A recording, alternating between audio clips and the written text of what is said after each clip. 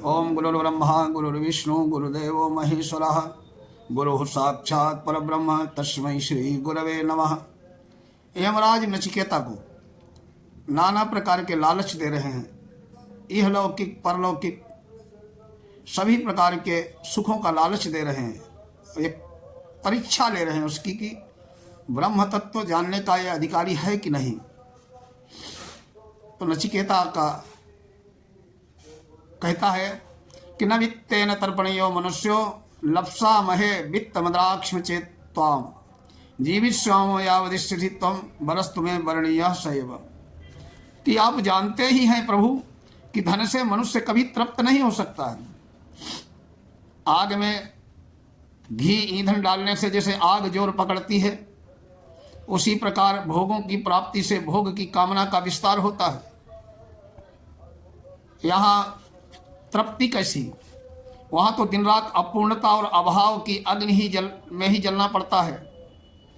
ऐसे दुखमय धन और भोगों को कोई बुद्धिमान पुरुष नहीं मांग सकता। मुझे अपने जीवन निर्वाह के लिए धन की आवश्यकता होगी, उतना धन तो आपके दर्शन से अपने आप ही प्राप्त हो जाएगा। रही दीर्घ जीवन की बात, तो जब तक मृत्यु के पद पर आपका शासन है तब तक मुझे मरने का भी भय क्यों होगा। अतएव किसी भी दृष्टि से दूसरा वर मांगना मेरे लिए उचित नहीं है। इसलिए मेरा प्रार्थनीय तो यह है कि आत्म तत्व विषयक जो मैंने प्रश्न किया है आप उसका जवाब दें, और मैं वो वापस नहीं ले सकता। अजीर तामत मृतानाम उपेत्य जीरन मर्त्या क्वदास्था प्रजानन अभिध्यायन वर्णरति प्रमोदाः नति दीर्घे जीविते को रमेत। हे यमराज, आप ही बतलाइए, भला आप सरीखे अजर अमर महात्मा देवताओं का दुर्लभ और अमोघ संग प्राप्त करके मृत्युलोक का जरा मरणशील ऐसा कौन सा बुद्धिमान मनुष्य होगा जो स्त्रियों के सौंदर्य क्रीड़ा और आमोद प्रमोद में आसक्त होकर उनकी ओर दृष्टिपात भी करेगा। इस लोक में दीर्घ काल तक जीवित रहने में आनंद मानेगा वो। यस्मिन्निदं विचिकित्सन्ति मृत्यो यस्साम्पराये महति ब्रूहि नस्तत् योऽयं वरो गूढ़मनुप्रविष्टो नान्यम तस्मान नचिकेता वृणीते।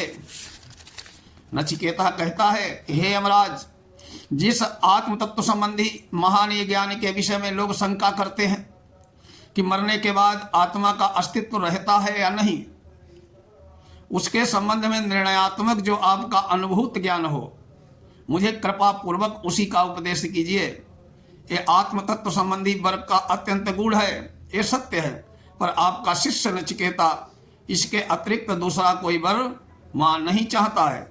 इस प्रकार प्रथम वल्ली पूर्ण हुई। द्वितीय वल्ली प्रारंभ होती है कठोपनिषद की।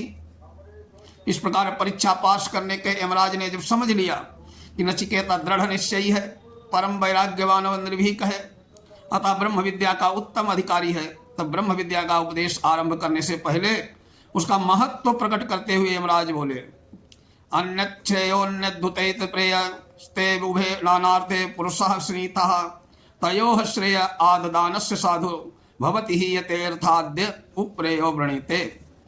मनुष्य शरीर अन्यान्य योनियों की भांति केवल कर्मों का फल भोगने के लिए ही नहीं मिलता है। उसमें मनुष्य भविष्य में सुख देने वाले साधन का अनुष्ठान भी कर सकता है। वेदों में सुख देने के दो साधन बतलाए गए हैं। श्रेय अर्थात सदा के लिए सब प्रकार के दुखों को सर्वथा छूटकर नित्य आनंद स्वरूप पर ब्रह्म पुरुषोत्तम को प्राप्त करने का उपाय, और प्रेय अर्थात स्त्री पुत्र धन मकान सम्मान यश आदि इहलोक और स्वर्गलोक की जितनी भी प्राकृत सुखोभोग की सामग्रियां हैं उनकी प्राप्ति का उपाय। इस प्रकार अपने अपने ढंग से मनुष्य को सुख पहुंचा सकने वाले दोनों साधन मनुष्य को बांधते हैं, उसे अपनी अपनी ओर खींचते हैं। अधिकांश लोग तो भोगों में प्रत्यक्ष और तत्काल सुख मिलता है, इस प्रतीति के कारण उसका परिणाम सोचे बिना ही प्रेय की ओर खींचे चले जाते हैं। परंतु कोई कोई भाग्यवान मनुष्य भगवान की दया से प्राकृत भोगों की अपार अपातरणीय आपा अपातरमणिया एवं परिणाम दुखता का रहस्य जानकर उनकी ओर से विरक्त हो श्रेय की ओर आकर्षित हो जाता है। इन दोनों प्रकार के मनुष्यों से जो भगवान की कृपा पात्र होकर श्रेय को अपना लेता है, तत्परता के साथ उसके साधन में लग जाता है, उसका तो सब प्रकार से कल्याण हो जाता है। वो सदा के लिए सब प्रकार के दुखों से सर्वथा छूटकर अनंत असीम आनंद स्वरूप परमात्मा को पा लेता है।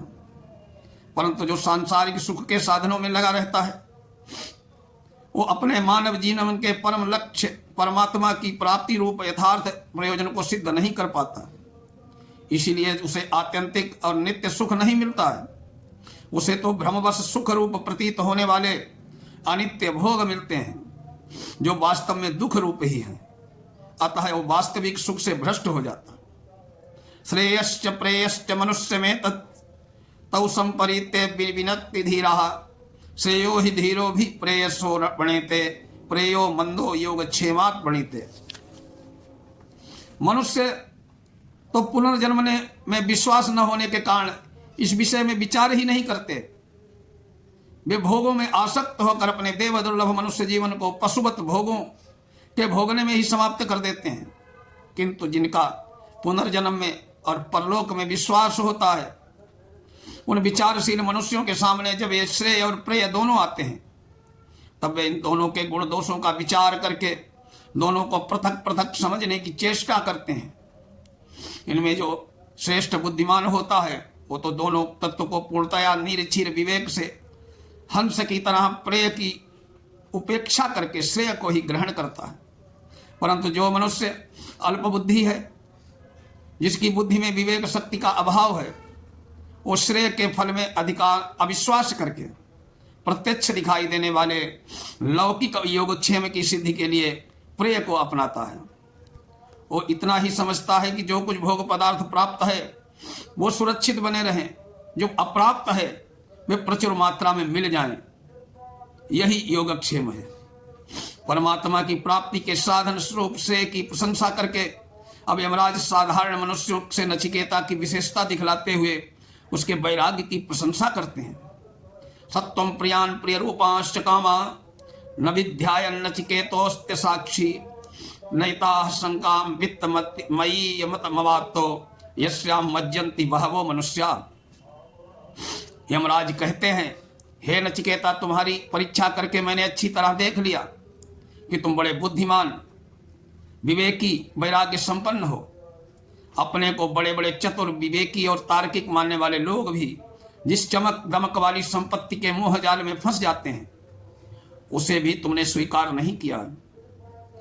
मैंने बड़ी बड़ी लुभावनी भाषा में तुम्हें बार बार पुत्र पौत्र, हाथी घोड़े, गौएं, धन संपत्ति, भूमि आदि अनेकों दुष्प्राप्य और लोभनीय भोगों का प्रलोभन दिया। इतना ही नहीं, स्वर्ग के दिव्य भोगों, अप्रतिम सुंदरी स्वर्गीय रमणियों के चिर सुख भोग सुख का लालच भी दिया, परंतु तुमने सहज ही उन सब की उपेक्षा कर दी। अब तुम अवश्य हो ही परमात्म तत्व का श्रवण करने के अधिकारी हो।